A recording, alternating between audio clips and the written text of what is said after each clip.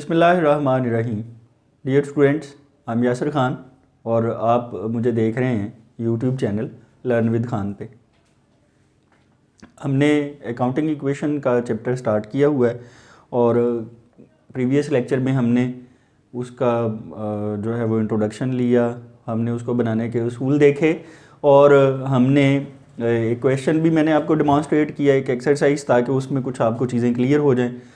अब और भी डिफरेंट ट्रांजैक्शंस और उनका क्या इम्पैक्ट होता है, क्या असर होता है और उनको किस तरीके से डील किया जाता है, ताकि मैक्सिमम जो ट्रांजैक्शंस हैं उनका एनालिसिस आपके सामने हो जाए और आप उनके इफ़ेक्ट्स जो हैं वो अकाउंटिंग इक्वेशन पे देख लें, हम मैक्सिमम प्रैक्टिस कर लें ताकि हमारा कॉन्सेप्ट बहुत अच्छा क्लियर हो जाए। आज के इस लेक्चर में हम 2 एक्सरसाइजेज करेंगे। तो एक्सरसाइज 1 हमने कल कर ली थी, एक्सरसाइज 2 देखें ज़रा, क्वेश्चन रीड करें। From the following business transactions prepare an accounting equation. ये ट्रांजेक्शन है, इनसे अकाउंटिंग इक्वेशन प्रिपेयर करनी है और सवाल कुछ इस तरह से है। वो कहता है कि mister Riyaz started business with cash ₹2,50,000। Mister Riyaz ने 2,50,000 रुपये कैश से कारोबार का आगाज़ किया और नेक्स्ट ट्रांजैक्शन है he opened bank account and deposited ₹150,000 there in. वहाँ उसने 1,50,000 रुपये अपने बैंक अकाउंट में जमा करवा दिए। अब आपको बैंकिंग ट्रांजैक्शंस का लेक्चर वो आना चाहिए। बैंकिंग ट्रांजैक्शंस का लेक्चर पढ़ा हुआ है इधर, 1-2 लेक्चर पीछे जो है वो बैंकिंग ट्रांजैक्शन है इस प्ले लिस्ट में। आपने अगर वो लेक्चर नहीं लिया हुआ, वो लेक्चर लाजमी देख लें ताकि आपको बैंक की एंट्रीज़ जो हैं वो सारी करनी है। आपको पता हो कि कैश एट बैंक और कैश इन हैंड क्या है, किसने डेबिट होना है, किसने क्रेडिट होना है, किस में इजाफा, किस में कमी, चेक जारी कर लें, चेक रिसीव कर लें। तो इन तमाम जो है वो मामलात को आपको कंसिडर करना आना चाहिए, आपको इसकी जो है वो एंट्री करना आना चाहिए। बैंक अकाउंट खोला और वहाँ पे 1,50,000 रुपये जमा करवाए, तो इसको हमने देखना है अकाउंटिंग इक्वेशन पे कैसे ये इम्पेक्ट करता है। इस सवाल में ये बातें आ जाएंगी। फिर है purchased goods on credit for ₹50,000 from mister Anwar, और उधार लेन देन, यानी आज ये है कि उधार ख़रीदा है मिस्टर अनवर से, ऑन क्रेडिट है जी, तो इसका इम्पैक्ट क्या होगा। तो ऑन क्रेडिट भी आ गया है, सप्लायर का नाम भी आ गया है, लफ्ज़ कैश नहीं आया, तो ये उधार लेन देन है। फिर कह रहा है कि he sold goods for cash, for cash आ गया, इसका मतलब नकद बेची हैं। और माली तजारत बेचा है ₹30,000, 30,000 रुपये में बेचा है, कॉस्टिंग ₹25,000। वो कह रहा है 25,000 रुपये जिसकी कॉस्ट थी उसको 30,000 में बेच दिया है। तो इसका मतलब है बड़ा साफ सामने ज़ाहिर हो रहा है कि 25,000 की चीज़ें 30,000 में बेची हैं, तो 5,000 रुपये प्रॉफिट भी हुआ है। ये आपको इस लेन देन से समझना है। एक तो ये कि नकद लेन देन है, 25,000 का माल तजारत सेल हो गया कितने में, 30,000 में। और वो कह रहा है paid cash to mister Anwar ₹50,000, तो मिस्टर अनवर को कैश अदा किया है 50,000 रुपये। तो जो क्रेडिटर, ये ऊपर कुछ ट्रांजैक्शन पहले जिसे माल तजारत उधार ख़रीदा था वो क्रेडिटर था। तो ऐसा शख्स, अब देखें ना, क्रेडिटर की डेफिनीशन आपको आनी चाहिए। Person from home business buys goods on credit, और from home money is borrowed, यानी जो है वो जिससे कारोबार रकम उधार ले या माल तजारत उधार ख़रीदे, वो शख्स कारोबार पे एतबार कर रहा है, तो वो हमारे लिए वो क्रेडिटर है। तो अब उसको 50,000 रुपये पे किए, तो उस क्रेडिटर की पेमेंट कर दी है कैश में, कैश इन हैंड कम हो गया और 50,000 रुपये उसे दे दिए, क्रेडिटर जिम्मेदारी कम हो गई। Rent was paid ₹25,000 by cheque, तो 25,000 रुपये का जो रेंट है वो बाय चेक जारी कर दिया है आपने, यानी कैश एट बैंक के थ्रू जो है वो पेमेंट होगी उसकी। अब ये है आपका क्वेश्चन, इसको हमने अकाउंटिंग इक्वेशन में जो है वो दिखाना है। अकाउंटिंग इक्वेशन पे क्या उसके इम्पैक्ट पड़ते हैं, कैसे आप इस सवाल को बनाएंगे, ज़रा देखें इस सवाल को, सॉल्यूशन देखें इसका ज़रा। तो वर्किंग नोट्स, ये आपको मैंने कहा था कि 2-3 क्वेश्चन मैं आपको इसलिए कराऊंगा कि आपको समझ आए कि इसको कैसे आप कंस्ट्रक्ट करते हैं। वर्किंग नोट्स के बगैर भी ये मुमकिन है, ये हो सकता है, ठीक। इसलिए जिसकी एनालिसिस की अच्छी प्रैक्टिस है ट्रांजैक्शंस की, जिसको पता है कि जी ये अकाउंट्स हैं, ये हेड है और ये इजाफा कमी है, तो वो बड़ी आसानी से बना लेगा, ठीक, जिसकी प्रैक्टिस है। लेकिन मैं वो तमाम स्टूडेंट्स के लिए जो कि हमें ज्वाइन कर रहे हैं, बाद में ज्वाइन किए हैं, तो अभी वो भी इसको बेहतर तरीके से समझ सकते हैं, साथ साथ प्रीवियस लेक्चर्स भी देख लें। तो अब ज़रा आप पहली ट्रांजैक्शन देखें कि मिस्टर याद ने कैश 2,50,000 से कारोबार का आगाज़ किया था। वो कुल रकम जिसे कारोबार का आगाज़ किया जाता है वो कहलाती है कैपिटल। तो यहाँ एक कैश का अकाउंट आ जाएगा, दूसरा कैपिटल का। बिजनेस के लिए कैश एसेट है और जो कैपिटल है वो कारोबार की लाइबिलिटी है, जिम्मेदारी है। प्रीवियस लेक्चर्स में हम ये बात बड़ी जो है वो तफसील से डिस्कस कर चुके हुए हैं। तो कैश का एसेट बढ़ गया और कैपिटल की लाइबिलिटी जो है वो बढ़ गई। अब बी ट्रांजेक्शन ये देख लें ज़रा, ये पिछले लेक्चर में बैंकिंग ट्रांजेक्शन में 1-2 लेक्चर पहले मैंने आपसे कहा बैंक अकाउंट खोला, 1.5 लाख रुपए जमा करवा दिए। तो कैश आपको बताया था 2 तरह से डील होता है, एक कैश इन हैंड होता है और एक कैश एट बैंक होता है। जो हमारे पास ऑफिस में दफ्तर में कैश पड़ा हुआ है, मेन कैश हमारा वो कैश इन हैंड है, और जो हमारा मेन कैश जो है वो अकाउंट में पड़ा हुआ है वो कैश एट बैंक है। तो कैश इन हैंड और cash at bank, cash in hand के एसेट में कमी आ गई क्योंकि आपने 1.5 लाख रुपए कैश ऑफिस के कैश से लिया और बैंक में जमा करा दिया। तो कैश एट बैंक के एसेट में क्या हो गया, इजाफा हो गया। आपको ये पता है कि कैश इन हैंड को कैश से और कैश एट बैंक को बैंक अकाउंट से हम जाहिर करते हैं एंट्रीज में। ठीक हो गया जी। अब सी एंट्री देखें, गुड्स खरीदी हैं ऑन क्रेडिट, तो उधार खरीदी हैं, एक अकाउंट गुड्स का आ जाएगा और दूसरा आ जाएगा क्रेडिटर का, क्योंकि जिसे माले तजारत उधार खरीदा हो वो क्रेडिटर कहलाता है। गुड्स हमारे एसेट हैं, उसमें भी इजाफा हो गया। अब आपने लिख लिया कि जी आपने फलाने बंदे से जिसे उधार लिए अनवर से 50,000 रुपये उसके देने हैं, तो जिम्मेदारियों में भी क्या हो गया, इजाफा, क्रेडिटर लाइबिलिटी में भी इजाफा हो गया। और आगे ऐसे क्रेडिटर में लिख लिया जाएगा कि वो क्रेडिटर कौन है, तो वो क्रेडिटर अनवर है, ये आप जो है वो जानते हैं। फिर डी एंट्री देखें ज़रा, डी एंट्री है कि he sold goods for cash, goods बेच दी। जब गुड्स बेचेंगे तो गुड्स का एसेट कम हो गया और कैश आपने वसूल कर लिया, कैश के एसेट में इजाफा हो गया। अब आप गौर करें कि 25,000 वाली चीज़ें आप 30,000 में बेच रहे हैं, तो इसका मतलब ये हुआ 5,000 रुपये इस पर प्रॉफिट हो रहा है। और आपको ये समझाया था मैंने प्रीवियस लेक्चर में, जब मैंने आपको बताए हैं उसूल, आपको बताया था कि अगर कोई इस तरह से प्रॉफिट होगा किसी लेन देन में, तो वो प्रॉफिट डायरेक्टली कैपिटल में आपने जो है वो ऐड कर देना है, क्योंकि कारोबार बिजनेस जो है जो भी वो वहाँ से हम कमा रहे हैं तो वो ओनर के लिए है, ओनर इक्विटी में उसे ऐड करना है। अगर लॉस हो जाएगा तो वो ओनर इक्विटी में से बेशक उसको लेस करना पड़ेगा। तो ई जो है वो ट्रांजेक्शन देखें जी, मिस्टर अनवर को कैश दे दिया है 50,000, कैश एसेट है वो कम हो गया क्योंकि आपने पेमेंट कर दी। और क्रेडिटर था वो हमारा अनवर जो था, ये देखें, ये जब उसे माल उधार खरीदा था तो वो क्रेडिटर बना था हमारा। अब जब हमने उसे पैसे दे दिए हैं तो वो जिम्मेदारी कम हो गई, डिक्रीज़ हो गई, उसमें कमी आ रही है। और एफ ट्रांजेक्शन देखें, rent was paid 25,000 by cheque, 25,000 रुपये का किराया जो है वो चेक के ज़रिए से दिया गया। तो जब आप चेक जारी करते हैं तो आपको पता है कि चेक से कहाँ से कमी आएगी, कैश एट बैंक से आएगी।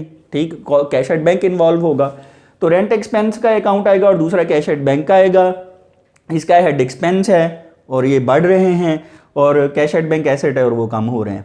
तो आपको ये सारा प्रोसेस कर लेने का 4 से 5 मिनट लग जाएंगे इस काम में। क्वेश्चन ठीक होगा, आपको ये समझ आ जाएगी कि जनाब ये लेन देन है, ये अकाउंट है, ये हेड है और यहाँ इजाफा है, ये जमा हो जाएगा, यहाँ कमी है, ये माइनस हो जाएगा, और फिर आपको ये बनानी आसान रहेगी।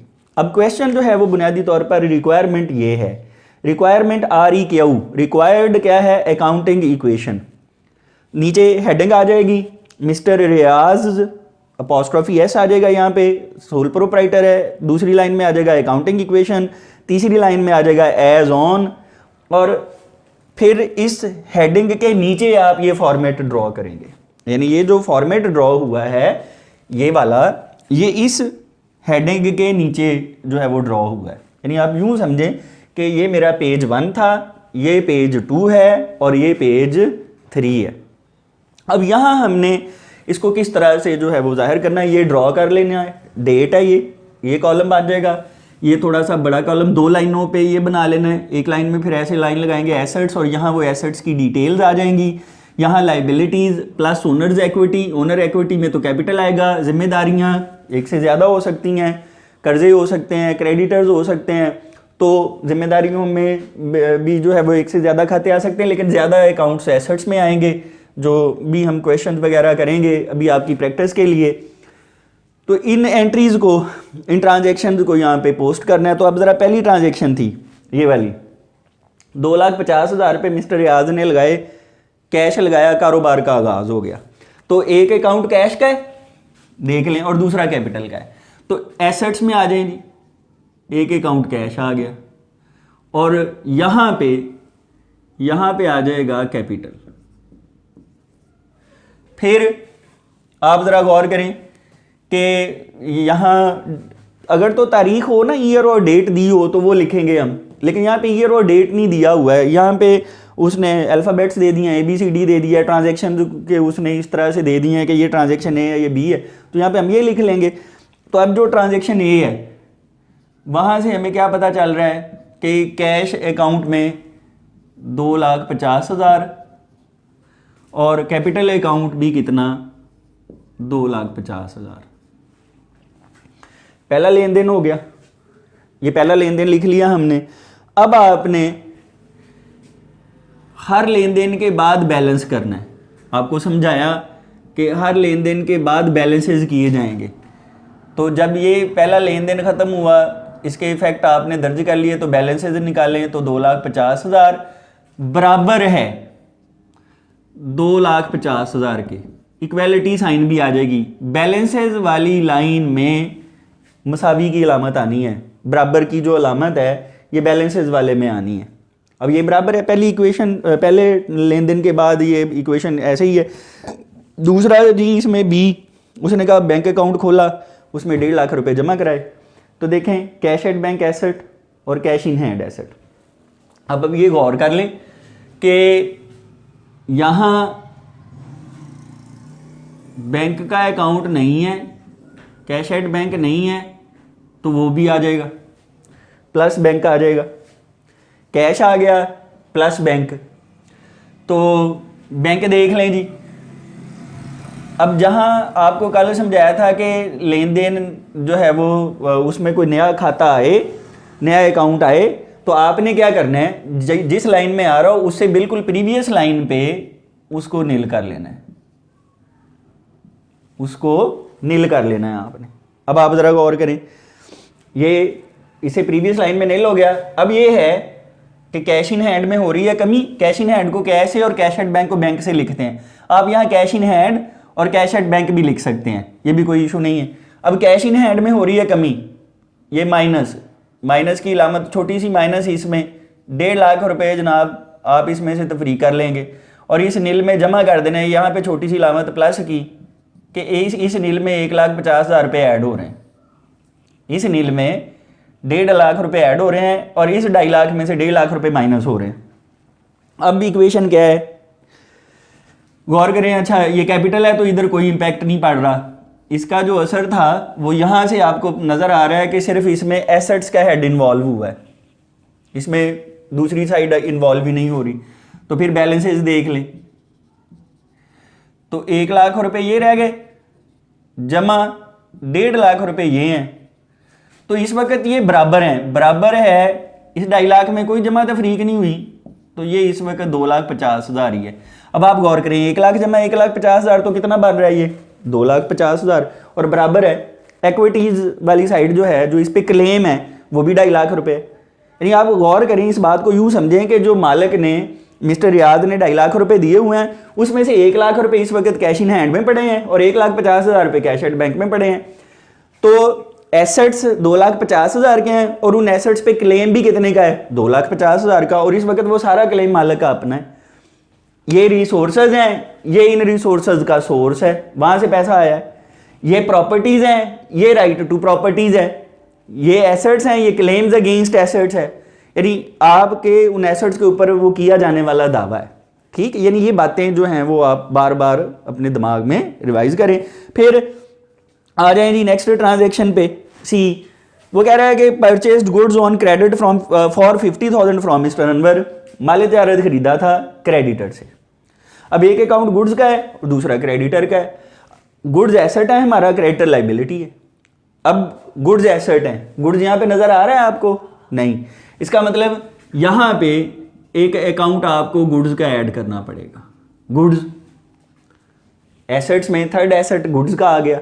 अब आपको ये समझाया कि जब लेन देन जो है वो उसमें कोई नया खाता आए तो आपने क्या करना है, बिल्कुल उससे प्रीवियस लाइन पे उसको नील कर लेना है। ठीक हो गया। अब आप देखें गुड्स खरीदी हैं आपने ऑन क्रेडिट, तो कैश पे खरीदी हैं, सॉरी उधार, क्रेडिटर का अकाउंट भी नहीं है तो क्रेडिटर जिम्मेदारी है, तो इधर आपने फिर क्रेडिटर्स भी लिख लेने हैं प्लस, और ये भी चूंकि नया खाता है तो ये भी इससे प्रीवियस में नील कर लेना है। अब गुड्स में भी इजाफा हो रहा है, क्रेडिटर्स में भी इजाफा हो रहा है, कैश में कोई इजाफा कमी नहीं, डैश लगा दें। बैंक में, कैश एट बैंक में कोई इजाफा कमी नहीं, डैश लगा दें। गुड्स में हो रहा है जनाब 50,000 का इजाफा, 50,000 रुपये गुड्स बढ़ रही हैं, और क्रेडिटर्स में भी फिर 50,000 का इजाफा हो रहा है, और कैपिटल में ना इजाफा हो रहा है ना कमी हो रही है। कैपिटल में ना इजाफा हो रहा है ना कमी हो रही है। अब आप गौर करें, 50,000 का था ये ट्रांजैक्शन, फिर बैलेंसेज, तो 1,00,000 रुपये कैश है, कैश इन हैंड, प्लस 1,50,000 रुपये कैश एट बैंक है, प्लस ये नील जमा 50,000, तो 50,000 रुपये गुड्स हैं आपकी और बराबर हैं 50,000 के क्रेडिटर्स हैं, जमा 2,50,000 कैपिटल है आपका। तो अब आप गौर करें, 2.5 और 50 3,00,000 रुपये हो गए जी।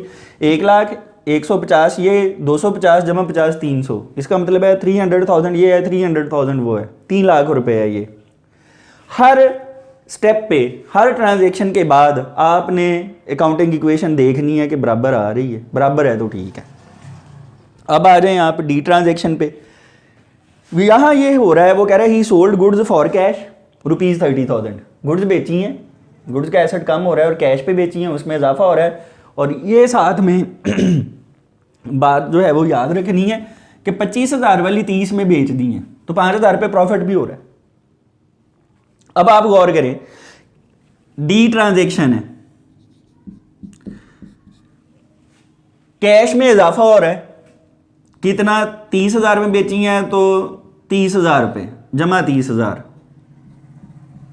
ये जमा की अलामत साथ में लगा देनी है आपने, छोटा सा जमा का साइन लगा देना है। 1,00,000 जमा 30,000 इसमें जमा हो रहा है, कैश एट बैंक में कोई इफेक्ट नहीं हो रहा।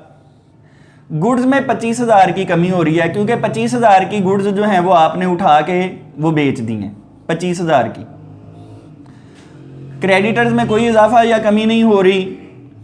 और अब क्या होगा, ये जो प्रॉफिट हो रहा है 5,000 का, सी प्लस मैंने लिखा हुआ है, कैपिटल में इसको ऐड कर देना है, वो 5,000 का प्रॉफिट डायरेक्ट कैपिटल में प्लस कर दें। तो अब आप गौर करें बैलेंसेज क्या होंगे, ये हो जाएगा 1,30,000, ये हो जाएगा 1,50,000, और ये हो जाएगा 50 में से 25,000 का जब माल तजारत आपने बेच दिया तो 25,000 की चीज़ें रह जाएंगी, और ये बराबर होंगी 50,000 रुपये क्रेडिटर्स हैं। अच्छा, ये जो है वो 5,000 इसमें ऐड हो रहा है, तो 250 जमा 5, तो ये आ जाएगा 2,55,000। अब आप गौर करें, 255 और 50 3,05,000, और ये 1,30 और 1,50 2,80 और 25 ये भी 3,05,000। अच्छा, नेक्स्ट जो ई ट्रांजेक्शन है वो है कि paid cash to mister Anwar, mister Anwar को 50,000 रुपये आपने दे दिए। तो अब ज़रा गौर करें, कैश एसेट कम हो गया और क्रेडिटर था हमारा, वो जिम्मेदारियां थी हमारी वो भी कम हो गई। तो अब ई ट्रांजेक्शन देखें आप, कैश में से 50,000 रुपये माइनस कर दें, कैश इन हैंड में से ही कमी हो रही है, कैश एट बैंक को कुछ नहीं हुआ, ऐसे ही डैश लगा दें। गुड्स में कोई इजाफा या कमी नहीं हुई, इसमें भी डैश लगा दें। और 50,000 रुपये के क्रेडिटर्स कम हो गए हैं, जिम्मेदारियां हमारी कम हो गई हैं, और कैपिटल में भी कोई इजाफा या कमी नहीं हुआ। अब आप गौर करें कि बैलेंसेज आपके क्या होंगे, बैलेंसेज 80,000 ये हो जाएगा, प्लस 1,50,000 ये हो जाएगा, प्लस 25,000 ये हो जाएगा, और ये बराबर होगा 25,000 सॉरी 50 माइनस 50, तो इसका मतलब है कि ये नील है। ये क्रेडिटर्स सारे अदा हो गए, जमा 2,55,000। अब आप गौर करें, 2,55,000 की जिम्मेदारी है, तो 80 और 1,50 2,30,000 ये है, और 25,000 ये है, तो 2,55,000 ये है। इसका मतलब ये हुआ कि 2,55,000 के एसेट्स हैं और 2,55,000 की ही लाइबिलिटीज़ हैं। फिर अब लास्ट ट्रांजेक्शन जो एफ ट्रांजेक्शन है, rent was paid ₹25,000 by cheque. अब रेंट पेमेंट की है, रेंट एक्सपेंस है, 25,000 रुपये का खर्चा है, और वो चेक के ज़रिए से अदा किया है। एक तो एक्सपेंसेस का हेड आपको पता है कि एक्सपेंसेस का हेड यहाँ पे इक्वेशन में नहीं, इसके एलिमेंट्स हैं, एसेट्स आने हैं, लाइबिलिटीज़ आनी है, ओनर्स इक्विटी आनी है। तो एक्सपेंसेस का आपको क्या बताया था कि चूंकि एक्सपेंसेस से लॉस क्रिएट होता है, डायरेक्ट कैपिटल में से तफरीक कर देना है। एक्सपेंसेस को डायरेक्ट कैपिटल में से आपने इक्वेशन में क्या कर देना है, लेस कर देना है। तो रेंट एक्सपेंस है 25,000, उसे कैपिटल में से लेस कर देंगे, और कैश एट बैंक एसेट चूंकि चेक जारी किया था तो कैश एट बैंक एसेट में कम करेंगे, कैश इन हैंड में ना इजाफा ना कमी। और जो कैश एट बैंक है उसमें से 25,000 रुपये चूँकि चेक जारी कर दिया है तो कमी मनफी की छोटी सी लामत माइनस की लगा के कि इस 1.5 लाख में से 25,000 माइनस हो रहा है। गुड्स में ना इजाफा ना कमी, और क्रेडिटर्स तो ख़त्म हो चुके हुए हैं, उसमें भी कोई इजाफा कमी नहीं। और कैपिटल में चूँकि एक्सपेंस आपने पे किया है 25,000 का, तो डायरेक्ट 25,000 रुपये आप कैपिटल में से लेस कर देंगे।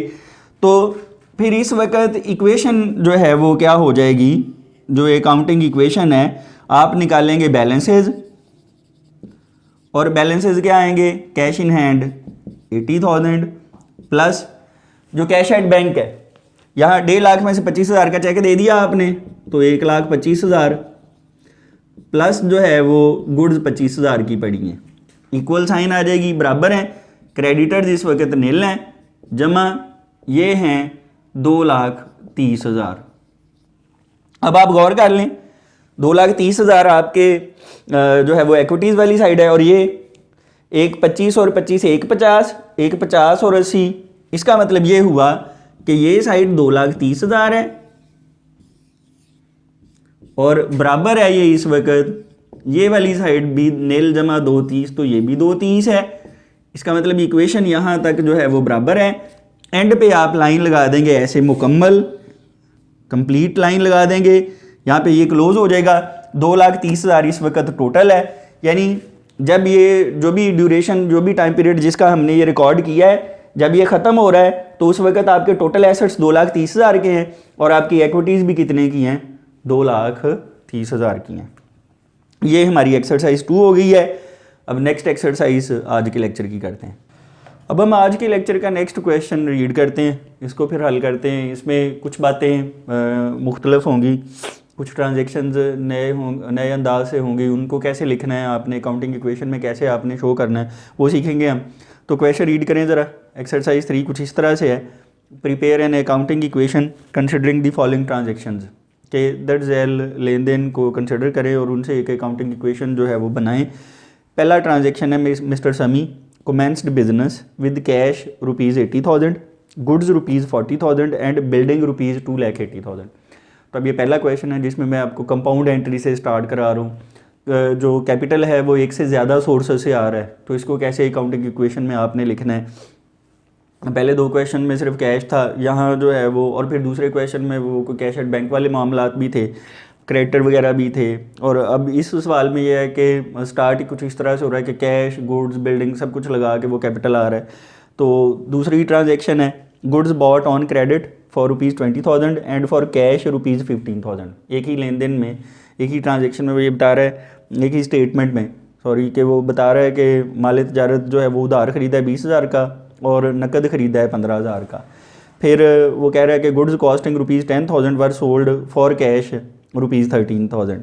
10,000 की लागत का माल 13,000 में बेच दिया और कैश में बेचा, तो ये नकद बेचा। 10,000 वाला जब 13,000 में बेचा तो 3,000 रुपये उस पर प्रॉफिट हुआ पिछले क्वेश्चन की तरह, तो 3,000 रुपये मुनाफा हो रहा है। तो उसको कैसे ट्रीट करना है ये देख लेते हैं। फिर अब चौथे में ये नया लेन देन आ गया, withdrew cash for personal use ₹2,000। मालिक ने अपने ज़ाती इस्तेमाल के लिए जो हैं वो 2,000 रुपये कारोबार से निकाल लिए हैं। तो जो ज़ाती इस्तेमाल के लिए पैसे निकाल लिए जाते हैं वो ड्राइंग्स कहलाते हैं। तो ड्राइंग्स की डेफिनेशन है total amount of cash, goods और any other assets that is withdrawn by the owner for his personal use from business, तो दैट इज़ कॉल्ड ड्राइंग्स। तो फिर उसके बाद रेंट पे किया है 5,000 का और सैलरीज पे की हैं 10,000 की। 2 चीज़ें जो हैं वो 2 एक्सपेंसेस की पेमेंट इस स्टेटमेंट में वो बता रहा है। तो अभी इसको किस तरह से हम करेंगे, इसका सोल्यूशन जो है वो देखते हैं। फिर हम सोल्यूशन कुछ इस तरह से है एक्सरसाइज 3 का। पहले आप ज़रा वर्किंग कर लें, वर्किंग नोट्स हैं तो इसमें जो पहली ट्रांजैक्शन थी कैश, गुड्स और बिल्डिंग से कारोबार का आगाज़ किया, तो 4 अकाउंट आ जाएंगे, cash account, goods account, building और चौथा अकाउंट आ जाएगा कैपिटल का। ये 3 तो एसेट्स हैं, इजाफा हो रहा है, और कैपिटल लाइबिलिटी है, इसमें भी इजाफा हो रहा है। फिर उसके बाद जो है वो सेकेंड ट्रांजेक्शन है कि गुड्स बॉट ऑन क्रेडिट 20,000 और फॉर कैश 15,000। तो एक गुड्स का अकाउंट होगा, दूसरा कैश का और तीसरा क्रेडिटर्स का। ठीक हो गया, गुड्स एसेट है, उसमें इजाफा हो रहा है। जब आपने कैश पे ख़रीदी हैं और कैश अदा कर दिया, कैश के एसेट में कमी हो रही है, क्रेडिटर लाइबिलिटी है, तो इस जिम्मेदारी में भी इजाफा हो रहा है, क्योंकि आपने माल उधार खरीदा, पहले आपने उस बंदे के पैसे नहीं देने थे, अब देने हैं, तो जिम्मेदारियों में भी इजाफा हो गया। अब तीसरी ट्रांजैक्शन जो है वो ये है कि 10,000 वाला माल 13,000 पे कैश पे जो है वो बेच दिया, तो गुड्स का एसेट डिक्रीज़ हो रहा है क्योंकि माल बेच दिया आपने, और कैश का एसेट इंक्रीज़ हो रहा है क्योंकि आपने पैसे वसूल कर लिए। और 13,000 वसूल किया, 10,000 की चीज़ें थी, तो 3,000 पे उस पर प्रॉफिट हो रहा है, और इस प्रॉफिट को आप सी प्लस कैपिटल में से हम ऐड कर देंगे डायरेक्टली। फिर फोर्थ ट्रांजैक्शन है with due cash for personal use, तो ड्राइंग्स अकाउंट आ जाएगा। ये कैपिटल की जिम्मेदारी को कम कर देता है। आपको ये पता है कि जो पैसे मालिक लगाता है वो कैपिटल है, जिम्मेदारी है, और जो वो निकाल लेता है वो ड्राइंग्स हैं, और उनकी वजह से कैपिटल की लाइबिलिटी में कमी आ जाती है। तो ड्राइंग्स की वजह से कैपिटल लाइबिलिटी डिक्रीज़ हो जाएगी, कैश का एसेट भी डिक्रीज़ हो गया। फिर उसके बाद जो है वो 5वें में रेंट पे किया है, सैलरीज पे की हैं, 2 एक्सपेंसेस पे किए हैं, रेंट एक्सपेंस, सैलरीज एक्सपेंस, और कैश में पे किए हैं, कैश इन हैंड में पे किए हैं। तो इन एक्सपेंसेस में हो रहा है इजाफा और कैश में हो रही है कमी। अब फिर मेन जो बुनियादी बात है कि वो ये है, रिक्वायर्ड उसने ये किया है। वर्किंग तो हम इसलिए करें कि हम अच्छी तरह से बात को क्लियर कर लें, समझ लें। अब ये है कि रिक्वायरमेंट ये है, अकाउंटिंग इक्वेशन बनानी है। नाम आ जाएगा पहले mister Sami's accounting equation as on, 3 लाइनों में हेडिंग। मैं फिर बता रहा हूँ, देखें ये यूँ समझें कि ये एक पेज था, ये सेकंड पेज है, और फिर ये थर्ड पेज है, और इस रिक्वायरमेंट के नीचे, इस हेडिंग के नीचे ये सारा फॉर्मेट आना है। ठीक हो गया। तो अब ज़रा आप देखें, पहला ट्रांजैक्शन है तो उसको आपने ये एनालिसिस कर लिया है, कैश, गुड्स, बिल्डिंग और कैपिटल। तो यहाँ पे पोस्ट कैसे करना है, पहला कॉलम डेट का हो जाएगा, बड़ा कॉलम ऐसे एसेट्स का, और ये बराबर हैं लाइबिलिटीज़ प्लस ओनर्स इक्विटी। ये इक्वेशन है कि एसेट्स बराबर हैं लाइबिलिटीज़ प्लस ओनर्स इक्विटी।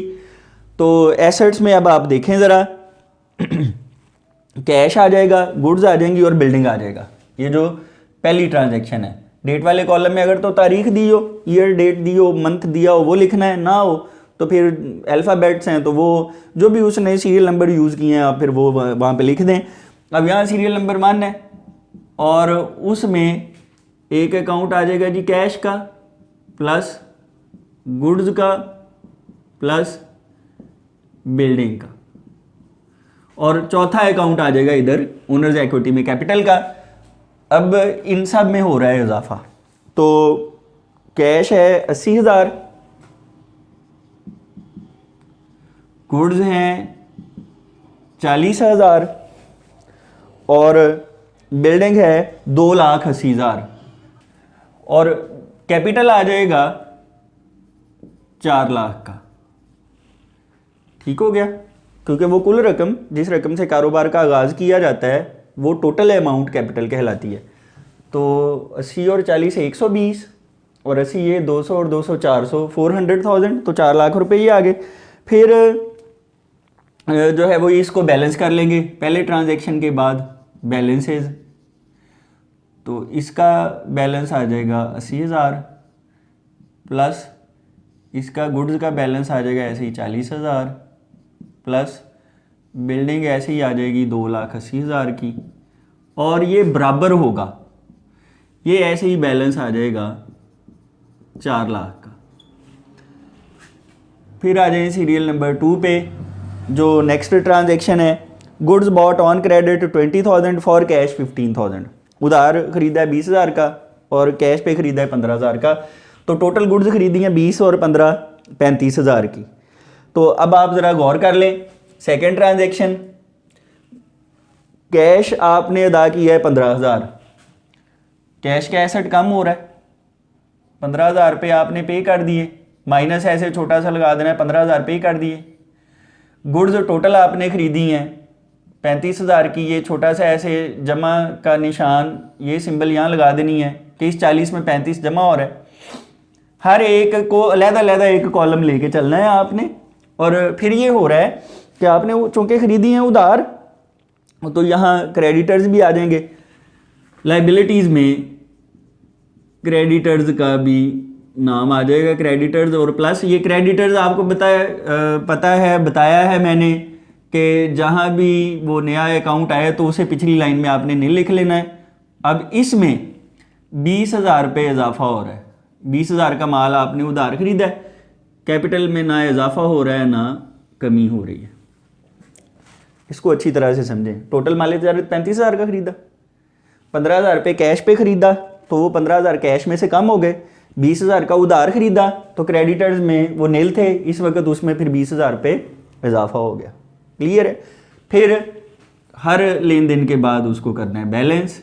तो अब बैलेंसेज देखें, 80 में से 15 माइनस कर दें तो 65,000, जमा 40 और 35 75,000, जमा ये आ जाएगा, बिल्डिंग आ जाएगी 2,80,000 की। इसमें ना इजाफा है ना कमी है, ये भी यहाँ पे लिखना है, ये रह गया। फिर उसके बाद ये इक्वल है, क्रेडिटर्स हैं 20,000 और जमा ये 4 लाख। अब आप गौर करें 4 लाख और 20,000, 4,20,000 टोटल हो रहा है।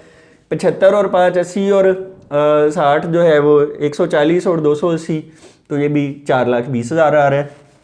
दोनों साइड्स जो हैं वो इस वक्त अकाउंटिंग इक्वेशन की इक्वल हैं। फिर उसके बाद थर्ड 10,000 वाली चीज़ें, माल तजारत था 10,000 का, वो कैश पे 13,000 में बेच दिया।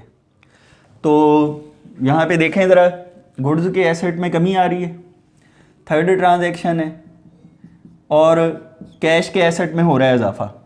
कैश आया है 3,000, तो 3,000 रुपये कैश में कर दें ऐड, ऐसे जमा कर दें, ऐसे जमा की छोटी सी लामत डालें और ये 13,000 उसमें हो गए ऐड। फिर उसके बाद देखें गुड्स में, गुड्स 10,000 की कम हो रही हैं, छोटी सी लामत माइनस की डालें, माइनस हो रहा है जी 10,000, माइनस हो रहा है 10,000। बिल्डिंग में कोई इजाफा या कमी नहीं हो रहा, ऐसे ही 13,000 कैश में इजाफा हो गया, 10,000 का माल तजारत उठाया स्टोर में से, स्टॉक में से 10,000 वहाँ से गुड्स कम हुई, बेच दी 13 में, कैश आ गया 13,000, वो 13,000 कैश में जमा कर दिए, 10,000 माल तजारत माइनस कर दिया, गुड्स माइनस कर दी, क्रेडिटर्स में कोई इजाफा या कमी नहीं। अब आपको पता है कि ये जो 3,000 का प्रॉफिट हो रहा है वो प्रॉफिट डायरेक्ट आपने कैपिटल में ऐड कर देना है, 4 लाख जमा 3,000। तो फिर यहाँ पे बैलेंसेस देखें, बैलेंसेस आ गए 78,000 प्लस ये आ जाएगा 65,000 प्लस 280,000 और ये इक्वल है 20,000 प्लस 4,03,000, 4,03,000, 4,03,000 और 20,000, 4,23,000। और ये वाली साइड भी जो है वो 78, 5, 83, 143 और 280, तो ये भी 4,23,000 बन रहा है। तो तीसरे लेन देन के बाद भी ये बैलेंस है। अब चौथी ट्रांजैक्शन देखें, withdrew cash for personal use. Drawings की वजह से कैपिटल की लाइबिलिटी में हो जानी है कमी, क्योंकि जब भी मालिक अपने ज़ाती इस्तेमाल के लिए पैसे निकालता है तो उसका जो अपना पैसा है, सरमाया है, तो कारोबार कहता है कि जी ये आपने ले ली है तो इसमें हो गई है कमी। ठीक, तो जितनी भी ड्राइंग्स वो अपने ज़ाती इस्तेमाल के लिए करता है तो उससे जो है वो कैपिटल कम हो जाता है। अब यहाँ पे देखें ज़रा, 2,000 रुपये उसने विदड्रॉ करवाए हैं, तो फोर्थ ट्रांजैक्शन है, क्या होगा, 2,000 रुपये कैश में कमी हो जाएगी, गुड्स में ना इजाफा ना कमी, बिल्डिंग में ना इजाफा ना कमी, क्रेडिटर्स में ना इजाफा ना कमी, और जो है वो 2,000 रुपये कैपिटल भी कम हो जाएगा, 2,000 रुपये कैपिटल कम हो जाएगा। तो अब फिर फोर्थ ट्रांजैक्शन के बाद अगर आप बैलेंसेज निकालेंगे तो 76,000 plus 65,000 plus 280,000 is equal to 20,000 रुपये के क्रेडिटर्स हैं और 4,01,000 रुपया ओनर का देना है। 421, 4,21,000 इक्विटीज़ हैं और ये देख लें 4,21,000 के ही एसेट्स हैं। फिर उसके बाद देखें ज़रा, रेंट पे किया है 5,000 का 5वीं ट्रांजेक्शन, और सैलरीज पे की हैं 10,000 की, 2 अखराजात अदा किए हैं। तो टोटल एक्सपेंस रेंट और सैलरीज मिलाएं तो ये आपने अदा कर दिए हैं 5,000 और 10,000 15,000 के। ठीक है, टोटल एक्सपेंसेस जो हैं वो, इसको आप 5वीं ट्रांजेक्शन को 2 दफ़ा भी लिख सकते हैं, रेंट की 1 दफ़ा एंट्री कर लें और 1 दफ़ा सैलरीज की कर लें, और आप उसे इकट्ठा भी जो है वो एक ही एंट्री में भी उसको ले सकते हैं। अब एक ही में हम कर लेते हैं, 5 और 10 ये 15,000 है। तो 5वीं ट्रांजेक्शन देखें, टोटल 15,000 रुपये के अखराजात अदा हुए, कैश कम हो गया 15,000, 5,000 का रेंट है, 10,000 की सैलरीज हैं। फिर गुड्स में ना इजाफा ना कमी, और जो है वो क्या इसे कहते हैं, बिल्डिंग में ना इजाफा ना कमी, क्रेडिटर्स में ना इजाफा ना कमी, 15,000 रुपये कमी हो जाएगी इसमें हमारा जो है वो कैपिटल। तो कितना रह जाएगा, अब ज़रा गौर करें, बैलेंसेज, बैलेंस आ जाएगा 61,000 प्लस 65,000 प्लस 280,000, इसमें कोई इजाफा कमी नहीं था, और ये बराबर होगा 20,000 और प्लस ये आ जाएगा 3,86,000। तो अब आप गौर कर लें, 386 और 20 ये आ जाएगा 4,06,000। तो यहाँ ज़रा गौर करें, 65 और 61 126,000 ये हैं और 280,000 ये हैं। तो इसका मतलब ये हुआ कि 4,06,000 के एसेट्स हैं टोटल, और ये बराबर हैं 4,06,000 की ही इक्विटीज़ हैं। यानी जिस वक्त जो भी ट्रांजैक्शंस इसके हवाले से, ये मिस्टर समी के हवाले से हमें दिए हुए थे, उनको जब हमने रिकॉर्ड किया है तो आखिरी लेन देन के बाद ये सूरत हाल बन रही है कि टोटल एसेट्स उसके पास 4,06,000 के हैं, और उनके ऊपर जो क्लेम 4,06,000 का है वो ऐसे है कि 20,000 रुपया इसने आउटसाइडर्स का देना है, वो क्रेडिटर दें, और 3,86,000 रुपया इसने ओनर का ही देना है। यानी ओनर की इक्विटी, ओनर का हक, ओनर का क्लेम इनके ऊपर 3,86,000 का है, 20,000 का क्लेम आउटसाइडर्स का है। टोटल 4,06,000 के सोर्सेज हैं, वो फंड्स आए हैं, और वो 4,06,000 यहाँ इन्वेस्ट हुए हैं। उस 4,06,000 में से 61,000 रुपया इस वक्त कैश इन हैंड में पड़ा है, 65,000 रुपया इस वक्त गुड्स में पड़ा है, और 2,80,000 की इस वक्त बिल्डिंग है। ये थे जी 2 क्वेश्चन आज के लेक्चर के, और एक्सरसाइज 2 और 3 मुझे बड़ी उम्मीद है ये लेक्चर्स आपको, जो अभी मैंने ये क्वेश्चन करवाए हैं इस लेक्चर में, ये आपको समझ आ गए होंगे। और अगर ये क्वेश्चंस आपकी समझ में आ गए हैं, इस वीडियो लेक्चर को लाइक कर देना है, इस पर अपने कमेंट्स दे देने हैं ताकि हमारी हौसला अफजाई हो, हम और बेहतर लेक्चर्स आप लोगों के लिए बनाएं, और इस चैनल को ज़्यादा से ज़्यादा स्टूडेंट से शेयर कर देना है। Thanks for watching this video, thank you.